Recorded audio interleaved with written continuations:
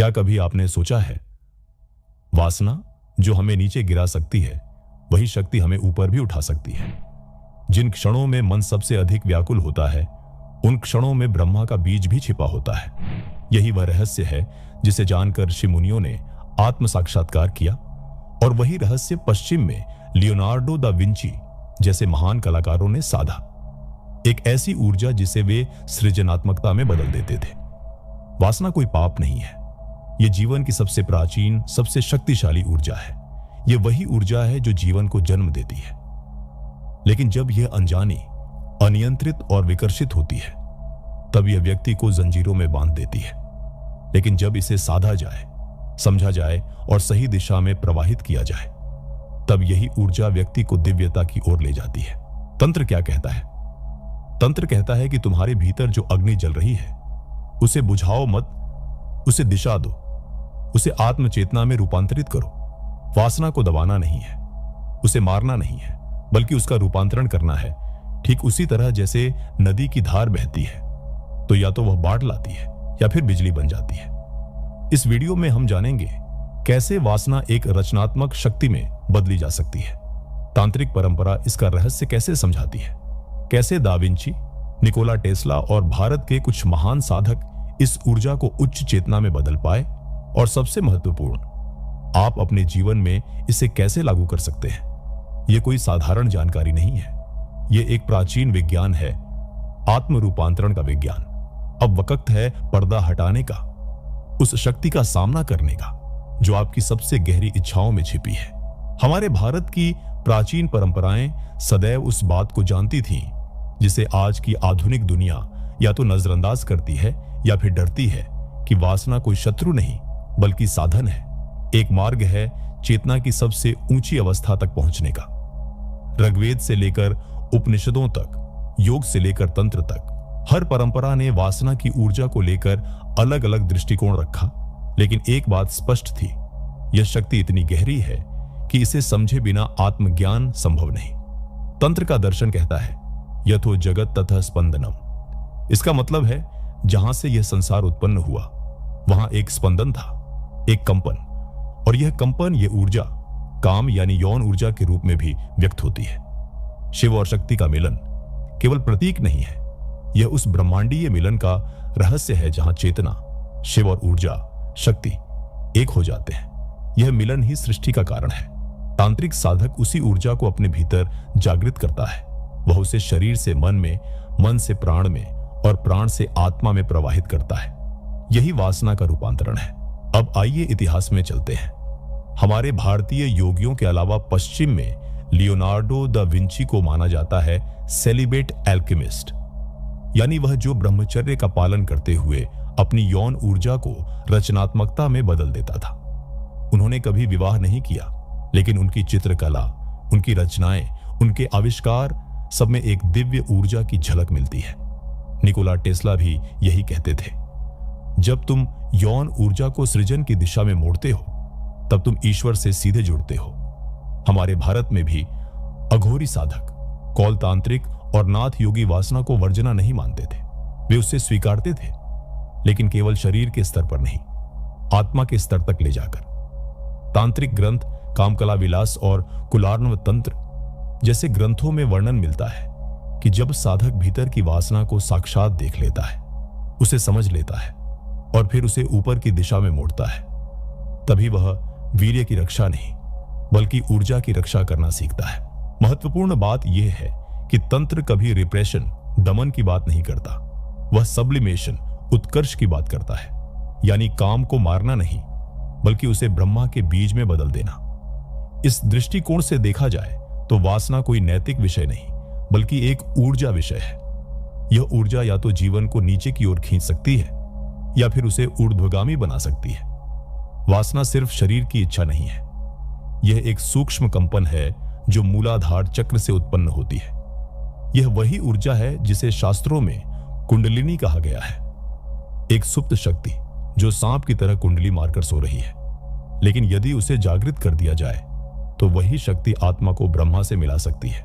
यौन ऊर्जा को समझना है तो पहले यह समझिए, यह ऊर्जा केवल शारीरिक मिलन तक सीमित नहीं है। जब आप किसी से आकर्षित होते हैं जब कोई कल्पना आपको उत्तेजित करती है या जब कोई विचार आपके भीतर अग्नि जला देता है, तब भी वही ऊर्जा काम कर रही होती है। लेकिन प्रश्न यह है, आप उस ऊर्जा को कहां ले जाते हैं? आमतौर पर यह ऊर्जा नीचे की दिशा में बहती है, शरीर की संतुष्टि की ओर। लेकिन योग और तंत्र कहते हैं, इस ऊर्जा को ऊपर ले जाओ। मूलाधार से लेकर सहस्रार तक यह ऊर्जा 7 चक्रों के माध्यम से ऊपर उठ सकती है और हर चक्र पर यह एक नई शक्ति में बदलती है। कल्पना कीजिए कि वासना एक नदी है। यदि उसे खुला छोड़ दिया जाए तो वह या तो बाढ़ लाएगी या नष्ट कर देगी।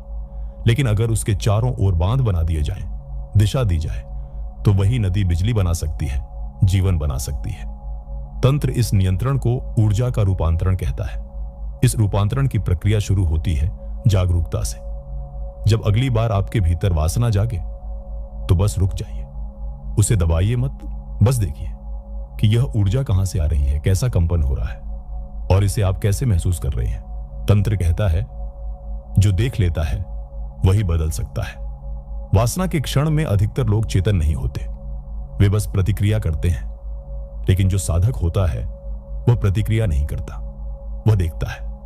और जब आप वासना को बिना भागे, बिना दबाए, केवल साक्षी भाव से देखना शुरू करते हैं, तब वही ऊर्जा भीतर की यात्रा शुरू करती है। इस प्रक्रिया को कुछ तांत्रिक ऊर्ध्वरेता साधना कहते हैं। ऊर्ध्वरेता यानी वह जिसने अपनी वीर्य शक्ति को ऊपर की ओर मोड़ दिया हो। लियोनार्डो दा विंची जैसे लोग इसी ऊर्जा का उपयोग कर रचनात्मकता में प्रवेश करते थे।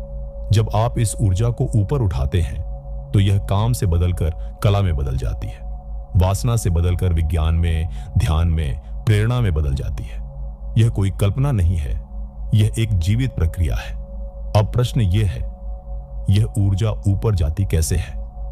इसके लिए चाहिए एक विशिष्ट साधना, विशिष्ट तकनीकें और भीतर की गहराई से जुड़ाव। तांत्रिक परंपरा में यह माना गया है कि वासना का प्रवाह स्वाभाविक रूप से नीचे की ओर होता है, जैसे पानी ढलान की ओर बहता है। लेकिन साधक वही है जो इस बहाव को उल्टा कर दे, यानी नीचे की बजाय ऊपर की ओर ऊर्जा को प्रवाहित करे। इसे कहते हैं ऊर्ध्व गमन। इस ऊर्ध्व गमन को साधने के लिए तंत्र और योग में अनेक विधियां बताई गई हैं, लेकिन सबसे शक्तिशाली साधना है मूल बंध, अश्विनी मुद्रा और उड्डयन बंध। जब भी वासना जगे, उस क्षण पर पूरी तरह सजग हो जाइए। अपने मूलाधार चक्र, जन्नांगों के आधार पर स्थित ऊर्जा केंद्र पर ध्यान केंद्रित कीजिए। धीरे धीरे श्वास को भीतर रोकिए और मूल बंध लगाइए, यानी उस क्षेत्र की मांसपेशियों को ऊपर की ओर खींचिए। यही वह क्षण होता है जब नीचे बहने वाली ऊर्जा ऊपर उठने लगती है। शिव संहिता कहती है, वीर्य रक्षिते नित्यम जीवनो भवति ध्रुवम, अर्थात जो अपनी वीर्य शक्ति की रक्षा करता है वह जीवन को अमृता की ओर ले जा सकता है। लेकिन यहां रक्षा का अर्थ है भंडारण नहीं, रूपांतरण। इस प्रक्रिया को गहराई से समझने के लिए हमें जानना होगा कि यौन ऊर्जा कैसे प्राण में बदलती है। जब यह ऊर्जा नीचे के चक्रों से ऊपर उठती है तो यह मणिपुर चक्र में आत्मबल बन जाती है, अनाहत में करुणा, विशुद्ध में सृजनात्मक अभिव्यक्ति, आज्ञा में दृष्टि और सहस्रार में यह ऊर्जा समाधि बन जाती है। तांत्रिक ग्रंथ कहते हैं, काम ही ब्रह्म है। जब वह भीतर से पहचाना जाए तभी उसे कामेश्वरी और कामेश्वर के रूप में पूजा जाता है। इसलिए कुछ तांत्रिक परंपराओं में मिथुन को भी एक ध्यान की अवस्था माना गया है, जहां दोनों साधक इतने जागरूक रहते हैं कि उस मिलन में शरीर नहीं, ऊर्जा मिलती है। उसे कहा जाता है मैथुन विद्या। यह कोई भोग नहीं बल्कि एक तपस्या है। अब देखिए, जब लियोनार्डो दा विंची एक चित्र बना रहे थे, उनके भीतर वासना की वह ऊर्जा सर्जनात्मकता में रूपांतरित हो रही थी। जब कोई कवि कविता लिख रहा है, वह भी उसी ऊर्जा का उपयोग कर रहा होता है। जब कोई ध्यान में बैठकर अपनी चेतना को ऊंचाई तक ले जाता है, तब भी वही ऊर्जा कार्यरत होती है। इसलिए तांत्रिक कहते हैं, वासना से मत डरो, उसे देखो, उसे जानो और फिर उसे अपने भीतर ऊपर की दिशा दो। हर बार जब कामना उठे तो उसे ध्यान की सीढ़ी बनाओ। यही है तांत्रिक रूपांतरण का विज्ञान, वासना से वीतराग तक की यात्रा। अब प्रश्न यह उठता है, क्या हम इस ज्ञान को अपने जीवन में उतार सकते हैं? क्या हम भी उस ऊर्जा को साध सकते हैं जो हमें नीचे खींचती है? उत्तर है हां, बिल्कुल। इसके लिए आवश्यक है 3 स्तरों पर काम करना: शरीर, प्राण और मन। तंत्र की साधनाएं सिर्फ जानकारी नहीं, अनुभव पर आधारित होती है। पहला चरण, शरीर का अनुशासन, शरीर संयम। अपने शरीर की आदतों को पहचानिए। जो चीजें बार बार वासना को उत्तेजित करती हैं, जैसे अशुद्ध भोजन, दृश्य या कल्पनाएं, उनसे सजग हो जाइए। हर दिन सुबह उठते ही 5 मिनट मूलबंध, पेल्विक लॉक का अभ्यास करें। यह क्रिया वीर्य शक्ति को नीचे से ऊपर खींचने में मदद करती है। दूसरा चरण, प्राण का शोधन, प्राण शुद्धि। जब काम ऊर्जा जागती है, तब वह सबसे पहले प्राणमय शरीर को प्रभावित करती है। इसलिए आवश्यक है कि श्वास को नियंत्रित किया जाए। श्वास ही पुल है ऊर्जा को नीचे से ऊपर ले जाने का। वासना के समय गहरी, धीमी और लंबी श्वासें लें। श्वास को अपनी रीढ़ की हड्डी में ऊपर की ओर महसूस करें, जैसे ऊर्जा सिर तक जा रही है। इसे कहते हैं ऊर्ध्वगमन की श्वास प्रक्रिया। तीसरा चरण, मन का परिवर्तन। मन ही वह स्थान है जहां वासना विचार बनती है और वही विचार बार बार क्रिया की ओर ले जाता है। इसलिए जब वासना का विचार उठे तो उसे दबाइए नहीं, उसे एक दर्पण की तरह देखिए और फिर उस ऊर्जा को किसी रचनात्मक कार्य में प्रवाहित कर दीजिए। लेखन, संगीत, कला, ध्यान, सेवा। कई साधकों को इससे आरंभ में कठिनाई होती है क्योंकि आदतें जड़ें जमाकर बैठी होती हैं। इसीलिए रात्रि में जल्दी सोने की आदत डालें। उत्तेजक मीडिया, बातचीत या कल्पनाओं से दूरी रखें। वीर्य रक्षा को लक्ष्य न बनाएं। ऊर्जा रूपांतरण को प्राथमिकता दें। तांत्रिक मार्ग कोई दमन का मार्ग नहीं है, यह स्वीकार और सजगता का मार्ग है। जब आप वासना के क्षण में सजग हो जाते हैं, वही क्षण साधना का आरंभ बन जाता है। हर बार जब वासना उठे तो समझिए आपके भीतर ऊर्जा उठने को तैयार है। उसे नीचे बहा देने के बजाय उसे प्रेम, करुणा, कला, सेवा या ध्यान में बदल दीजिए। थोड़ा थोड़ा करके यह अभ्यास आपके भीतर एक नई चेतना को जन्म देगा और एक दिन वह ऊर्जा जो आपको बंधन में डालती थी, वही आपको मुक्त कर देगी। तो अब जब आप इस वीडियो के अंत तक पहुंचे हैं, तो एक रहस्य धीरे धीरे आपके भीतर उतर चुका है। वासना कोई शत्रु नहीं है, यह तो वही शक्ति है जो ब्रह्मा ने सृष्टि के लिए रची, जो शिव ने ध्यान में रूपांतरित की और जिसे तंत्र ने पूजा, कामेश्वरी और कामेश्वर के रूप में।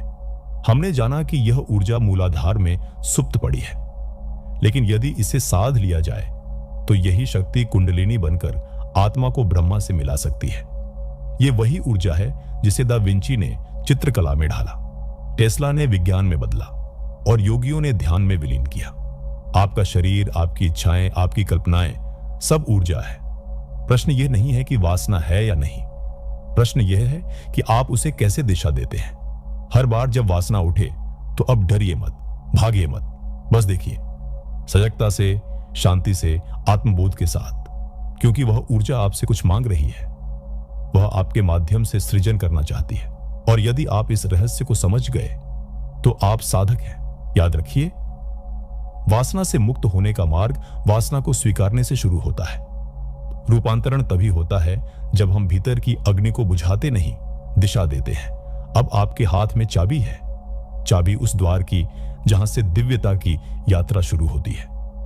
तो क्या आप तैयार हैं उस द्वार को खोलने के लिए? यदि हां, तो इस वीडियो को शेयर करें ताकि और भी साधक इस रहस्य से परिचित हो सकें। नीचे कमेंट करें, क्या आप भी इस ऊर्जा को साधने के लिए कोई प्रयास कर रहे हैं?